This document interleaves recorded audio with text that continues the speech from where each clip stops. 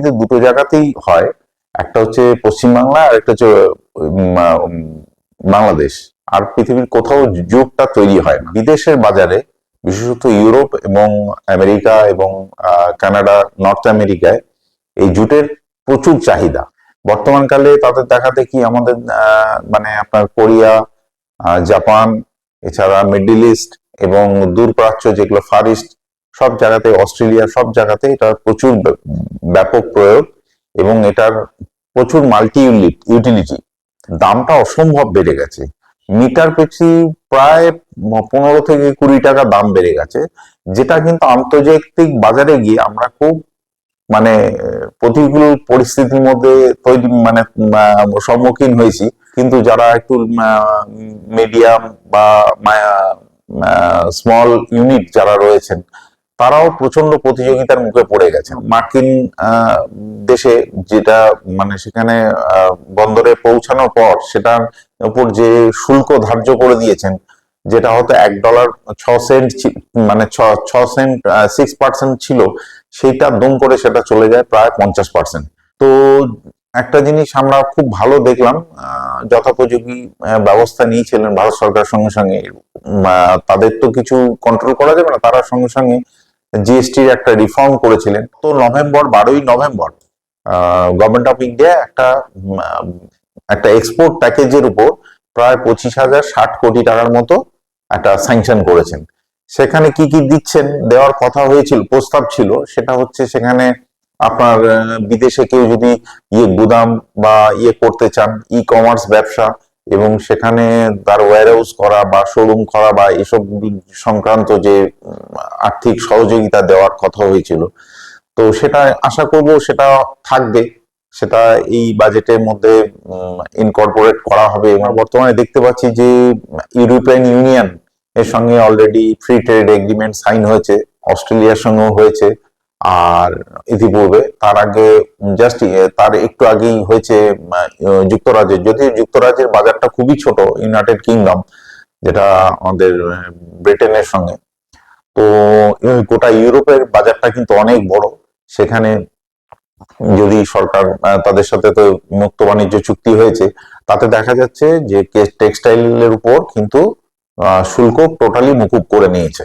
আশা করছি এটাতে হয়তো অ্যাটলিস্ট 3 to 5 টাইমস হয়তো বাড়বে আমাদের ইয়েতে, সবকিছু ঠিকঠাক চললে, এই আমাদের মানে রপ্তানিটা। যে ধরুন একটা বাজারের একটা ফিনিশ প্রোডাক্টের দাম যদি আপনার $1 হয়, কিন্তু সেটা এখান থেকে লন্ডন অব্দি নিয়ে যাওয়া বা ইউরোপ অব্দি নিয়ে যাওয়া বা আমেরিকা অব্দি নিয়ে যাওয়ার যে শিপিং কস্ট, সেটা কিন্তু প্রচুর বেড়ে গেছে।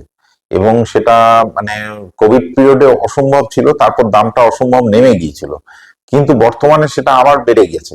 তো সেটাকে যদি একটু মানে সরকার যদি চিন্তা ভাবনা করেন সেই জায়গাটাকে নিয়ে কি করা যায়, তাহলে আশা করি তার প্রধানতম কারণ হচ্ছে যে ধরুন যেটা রেড সি এবং ওই চ্যানেল দিয়ে যেটা দিয়ে যেত ইউরোপে, এবং যার ফলে এই মানে আপনার যেটাকে বলি আমরা ট্রানজিট টাইম যেটাকে আমরা বলি, সেই ট্রানজিট টাইমটা কম হতো, কিন্তু এখন ওটা আফ্রিকা মহাদেশ ঘুরে যাচ্ছে, যার ফলে কিন্তু ট্রানজিট টাইমটা অনেক বেড়ে যাচ্ছে। তো একটা ধরুন একটা জিনিস তৈরি করতে যদি $1 খরচা হয়, কিন্তু সেটা যদি ট্রান্সপোর্টেশন কস্ট মানে যেটাকে ফ্রেট শিপিং চার্জ বলি, সেটা যদি $1.5 হয়ে যায়, ন্যাচারালি সেটা খুব চোখে লাগে। এই জায়গাটাকে যদি সরকার একটু কিছু ভাবে কম্পেনসেট করার বা কোনো কিছু উপায় ভাবেন, তাহলে একটা এই আমাদের যে সমস্ত শুধু আমাদের টেক্সটাইল কেন, ইঞ্জিনিয়ারিং শিল্প বলুন, আর তারাও অনেক সুযোগটা পাবেন। হ্যাঁ, বাজেটে আমরা যেটা চাইছি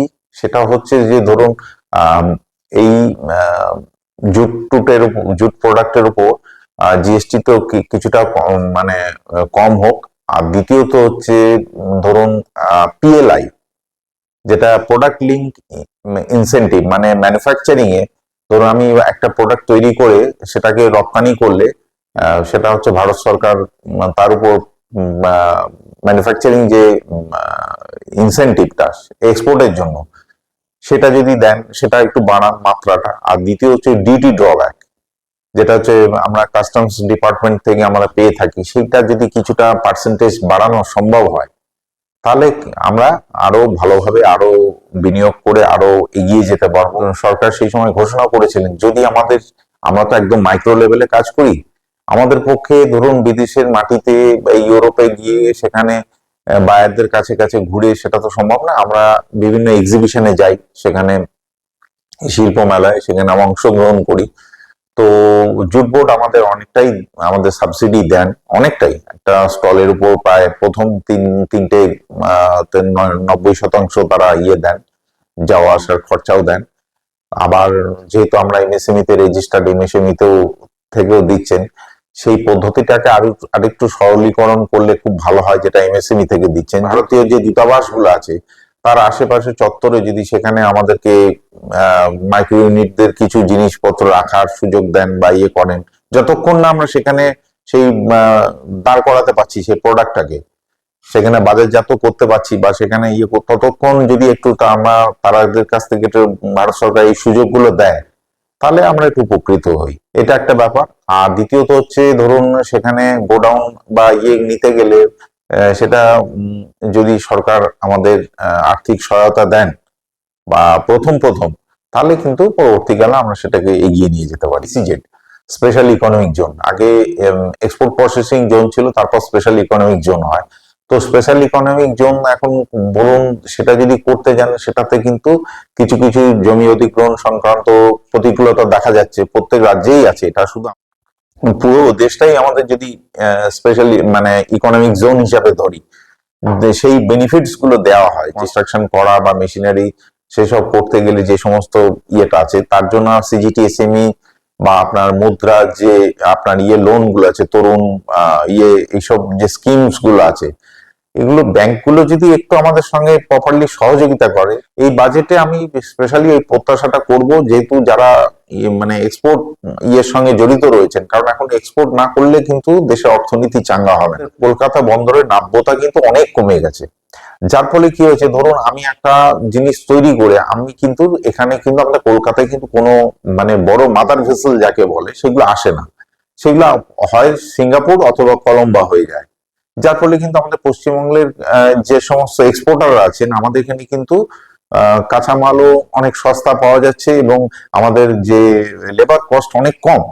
কিন্তু যদি আপনি দেখেন তামিলনাড়ু বা কেরালায় যে সমস্ত, সেখানে কিন্তু লেবার কস্ট অনেক বেশি, কিন্তু তাদের যে জিনিসটা হচ্ছে, তাদের সব থেকে বড় জিনিসটা তাদের যে বন্দরগুলো রয়েছে, সমুদ্র বন্দর, সেখানে বড় জাহাজ মাদার ভেসেল যাকে বলে, সরাসরি সেই ভেসেলে জাহাজে যে আমাদের এক্সপোর্টের যে সমস্ত গুডস রয়েছে, সেই গুডস গুলো যখন কন্টেনার উঠে যাচ্ছে, সেটা সরাসরি এখান থেকে ধরুন ইউরোপে চলে যাচ্ছে, বিভিন্ন বন্দরে ফেলিক্সটো, রটারডাম বা হামবুর্গ বা আপনার ফ্রান্সের মার্সাই এসব জায়গায় চলে যাচ্ছে, ইটালিতে যাচ্ছে।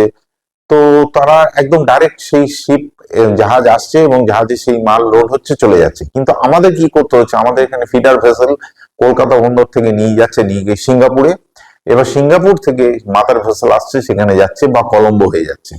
যার ফলে কিন্তু যে জিনিসটা হচ্ছে, এই যে ট্রানজিটে, এই যে ওখানে গিয়ে আমাদের সেই কন্টেনারটা নামানো হচ্ছে, নামিয়ে সেখান থেকে স্টাফিং ডিস্টাফিং হচ্ছে, এই যে টিএইচসি যেটাকে বলে টার্মিনাল হ্যান্ডেলিং কস্ট, সেটা কিন্তু বেড়ে যাচ্ছে। যার ফলে কি হচ্ছে, সেটাও কিন্তু একটা প্রতিকূলতা হচ্ছে, যার ফলে কিন্তু বায়রা এবং সময়, সবচেয়ে বড় কথা হচ্ছে লিড টাইমটা কিন্তু বেড়ে যাচ্ছে। বায়াররা সেই জিনিসটা চায় না, বায়াররা চাইছে যে যত কম সময়ের মধ্যে কম খরচে তাদের কাছে পৌঁছানো, যেটাকে লজিস্টিক সাপোর্ট বলে। তো সেটা একটু যখন অসুবিধা হচ্ছে, তো কেন্দ্রীয় সরকার এগিয়ে এসছেন ডেডিকেটেড ফ্রেট করিডোর। এখানে আমি একটা বলবো যে ডেডিকেটেড ফ্রেট করিডোর, ধরুন আমি এখান থেকে একটা মেটেরিয়াল তৈরি করে যখন আমি কন্টেনারটা লোড করে দিচ্ছি, কন্টেনারে সেটা স্টাফিং করে দিচ্ছি, এবং সেই এটা যদি চলে যায় এখান থেকে সোজাসুজি আপনার এখান থেকে, আমার যেহেতু কলকাতা বন্দরে যেহেতু এই সমস্যা রয়েছে যে এখানে জাহাজ আসতে পারছে না, আমাদের যদি এখান থেকে মুম্বাই বন্দরের সঙ্গে কানেক্ট করে দেয় এবং সেই রেল ট্রান্সপোর্টের মাধ্যমে, তাহলে কিন্তু সেটা অনেক বেশি সময় কম হবে এবং অনেক তাড়াতাড়ি সেটা ইউরোপ বা আমেরিকার বাজারে পৌঁছে যেতে পারবে, যেহেতু সেখানে গভীর সমুদ্র বন্দর রয়েছে মুম্বাই বা কিন্তু সেটা না থাকার জন্য আমরা কিন্তু এই জায়গাটাতে একটু মার খাচ্ছি। তো জন্য আমি আরেকটা জিনিস প্রত্যাশা করব, যদি এই ডেডিকেটেড ফ্রেট করিডোরকে এবং সাথে যদি কানেক্ট করে দেওয়া হয়, ধরুন এখানে যে লজিস্টিক ফ্রেট স্টেশন হলো, কন্টেনার স্টাফিং হবে সেখান থেকে যদি ডাইরেক্ট রেলওয়ে ওয়াগনের মাধ্যমে চলে গেল এবং সেটা একদম সরাসরি মুম্বাই বন্দরে চলে গেল, একদিনের মধ্যে কি দুদিনের মধ্যে পৌঁছে গেল, এবং তারপর সেটা সেখানে যাবতীয় কাস্টমস ফর্মালিটিস করে সেটা জাহাজে উঠে গেল, তাহলে কিন্তু কাজটা অনেক দ্রুততার সঙ্গে হবে, অনেক সময় কম লাগবে এবং সেখানে খরচাটাও কম হবে। ধরুন কেন্দ্রীয় সরকার ডিক্লেয়ার করেছেন যেমন কিছু টেকনোলজি সাপোর্ট। গত 27শে ডিসেম্বর খড়গপুর আইআইটিতে ওদের কিন্তু ইনোভেশন আছে, ক্যাম্পাস আছে, সেখানে কিন্তু এই সমস্ত প্রথম প্রজন্মে যারা কাজ করছেন, যারা ইনোভেটিভ প্রোডাক্ট নিয়ে আসছেন, আপনারা যদি আমাদেরকে সেই ট্রেনিংটা দেন, আমরা কিন্তু প্রতিযোগিতার বাজারে চীনের সঙ্গে আমরা কিন্তু টক্কর নিতে পারবো।